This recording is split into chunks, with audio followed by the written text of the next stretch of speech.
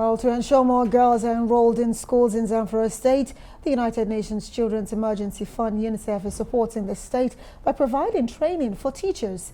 Well, the 4-day training will enable the teachers to identify sexual abuse and molestations, which often keeps girls away from schools. Arise News correspondent Awal Ibrahim tells us more in this report. Although all primary and post-primary schools are still closed in Zamfara State due to security challenges, officials in the education sector are optimistic that normalcy would soon be restored. Zamfara State is amongst the 10 states with the highest number of girls out of secondary schools in Nigeria.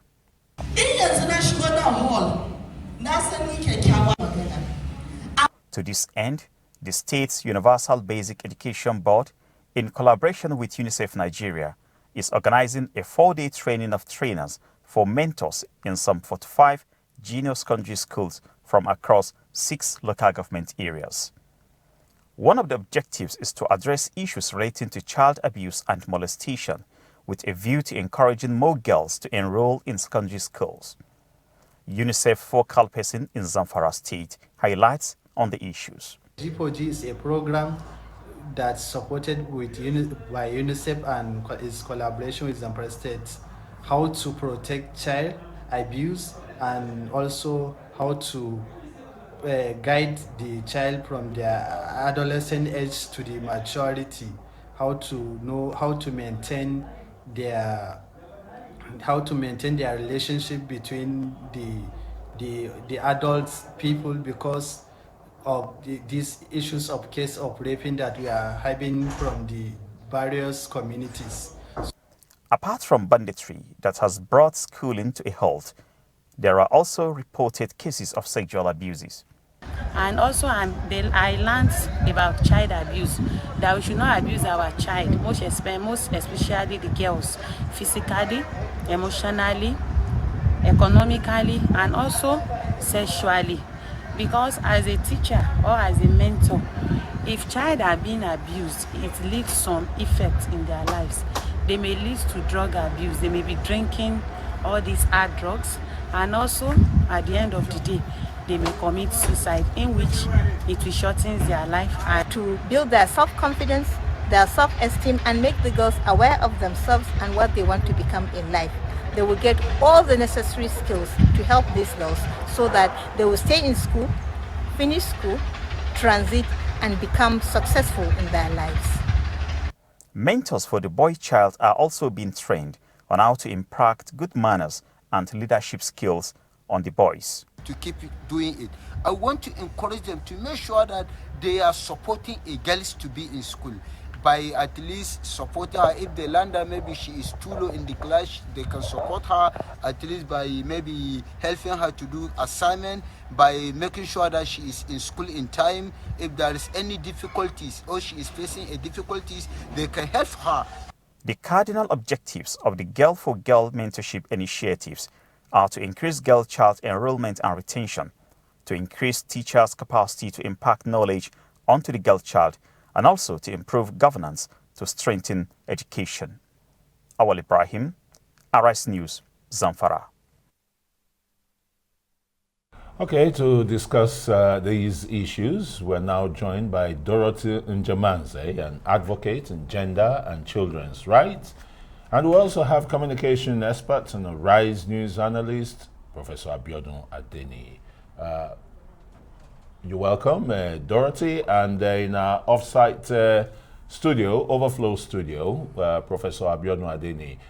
Maybe I should start with Dorothy here because the claims, allegations, and the rest are that women are often, being harassed, regarded as the weaker sex and the rest. Dorothy, what do you say about this?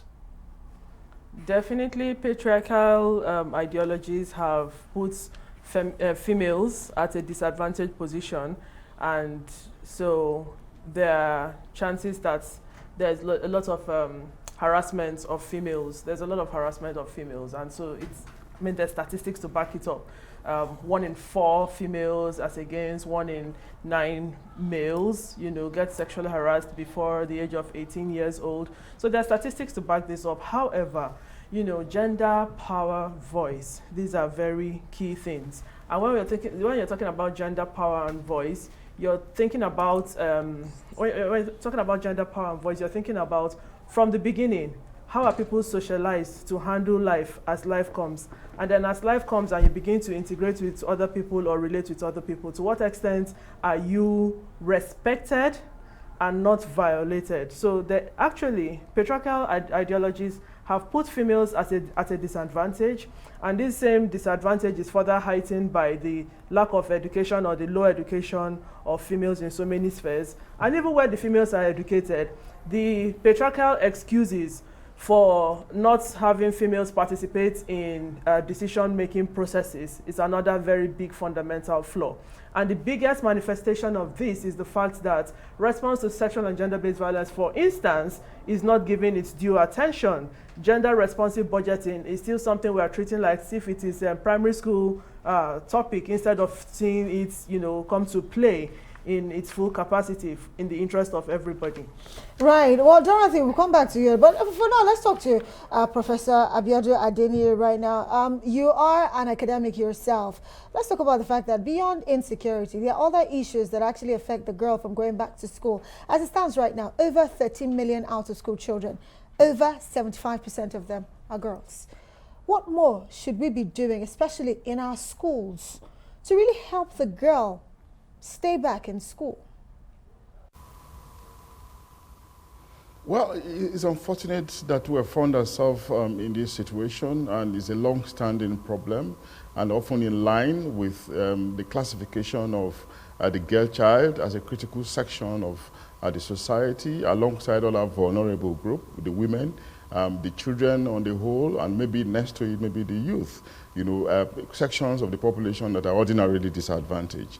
But focusing on the girl child, the development in Zamfara is good, calling attention to their plight, and on the need for them to be educated, consistent with the potentials embedded in them as future motivators, and of course as exemplified in the recent rise of womanhood in local and international politics. But we do not have to forget the problem, the place of culture, the place of religion in bringing about these limitations, So it's a soft side of development that we have to focus on, beyond focusing on the physical exemplars of development, infrastructures and all of that. There's also the need to focus on, developing the human capacity, and human capacity is not limited to manhood alone or to the man alone. It's also, it includes the woman, and critical section of womanhood is a girl child. So it's a soft side development issue that we have to focus on not just on the shorter run, but on the longer run. And of course, I'm in sync with the position of Njemanze that, of course, patriarchy is still predominant in the African and particularly in the Nigerian system. It peters out with development, really, when there's a conscious determination, at the level of policy to reverse this trend. But we also know that culture and religion are these deep-seated patterns, these deep-seated peculiarities that could take time to ward off, but there has to be a conscientious approach on the part of government, on the part of multilateral agencies, which they are already doing. But within the local context, there is a need for a government, to pay a greater attention, to this downside, irrespective of the impediments recently posed, by bandits, and of course, perverts and pedophiles who think that they can take advantage of these ones to satisfy their evil pleasure. These are concerns at the level of criminality that we'll have to focus on, and of course, also consistent with the fact that our system is ordinarily criminogenic. We understand all these dimensions, but one after the other, we can begin to address them so that we can probably see that we're making Prof, progress I think, in terms of integrating. Really expatiated on quite a number of issues there, and I want to bring Dorothy in here to tell us about one of the critical problems that right campaigners have come to mention is that the Child Rights Act in Nigeria is still not domiciled in more than half a dozen states. Is it a deliberate effort to, perpetually put, the Nigerian child under servitude, uneducated, and, in perpetual poverty or impoverishment? Dorothy? Well, that's a huge problem, and the government owes protection of life and property to all of us all. And in any situation where people talk about the influences of tradition and culture, I remind us all that the side of the government matters the most. It's about time that the government took a side with the law in the interest of us, so that everything the government does translates into, impacting our lived realities. And that's something that we continue talking about. The Child Rights Act. Even in the places where the Child Rights Act has been domesticated, has the Child Rights Act been implemented? It's a huge show of shame for all those who have not domesticated the Child Rights Act. And we need to get to that point where we don't have to be held spellbound by state houses of assembly drawing us back. I mean, the biggest conversations around the domestication of the Child Rights Act shamelessly is the fact that so many people see children, see girls as sexual objects and ready for marriage. But the high rates of VVF is not attended to, the high rates of, the unpreparedness of female children, to participate in society, considering the fact they are not educated enough and the foundations are not set properly enough, is not being attended to. And the children who have children are not given attention. So we have a lot of children with children that are stuck in situations that are very much abysmal. So it's about time we had the government, we need to see the government taking side with the people by ensuring that these laws are upheld, and not just upheld by way of talk, which is putting it in on paper, but we want to see it in practice. We want to see it translated into the lived realities of people. Gender responsive budgeting. So who is in charge of children? Who else? And if you put it in one ministry in a state, then we start having all those issues. But there's a role that the Ministry of Youth is supposed to play. There's a role that the Ministry of Education is supposed to play. There's a role the Ministry of Women Affairs is supposed to play. Coordinated response. When it comes to these things, everybody is held accountable. And whoever is, falling short, it's about time we started calling people out, for the show of shame, because that's what it translates to. A collective effort is what it takes, because if you look at countries such as even Rwanda, for instance, this is a country that had a genocide, but yet we're seeing how the women are given the opportunities, the right opportunities to thrive. Let me go back to Abiodun Adeniyi right now. We're seeing the number of out-of-school children increase by the day. Yes, we know that prior to COVID-19, it was high, and COVID had a major impact on that. And some of the things, aside from the insecurity and the abductions from school, experts will tell you molestation is part of the reasons why a lot of girls don't go back to school. So the school environment, are we making it conducive enough for the girl child to actually speak up when she's been molested or even raped? What more can we do, really, to help her?